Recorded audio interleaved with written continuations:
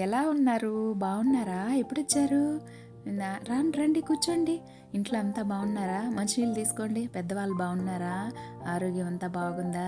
ఇంకా ఇంట్లో ఆవు దూడ అన్నీ ఎలా ఉన్నాయి? చాలా రోజులైందండి చూసి. కూర్చోండి కూర్చోండి. ముందు కాఫీ తీసుకోండి.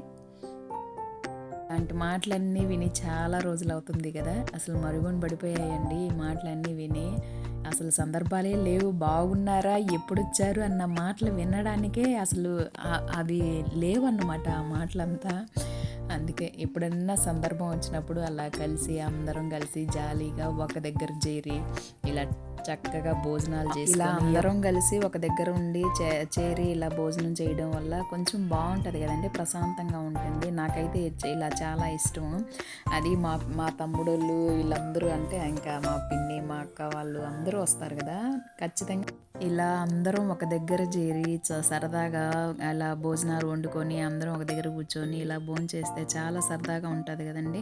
అసలు ఇది మా ఊరికి వెళ్ళినప్పుడు మా తమ్ముడు బిర్యానీ చేశారని చెప్పారు కదండి, ఆ వీడియో అనమాట ఇది. అయితే మా తమ్ముడు మా పిన్ని బిర్యానీ తయారు చేస్తుంటే మా పనుల్లో మేము ఉన్నాము. అదొక సరదా కదా మనకి.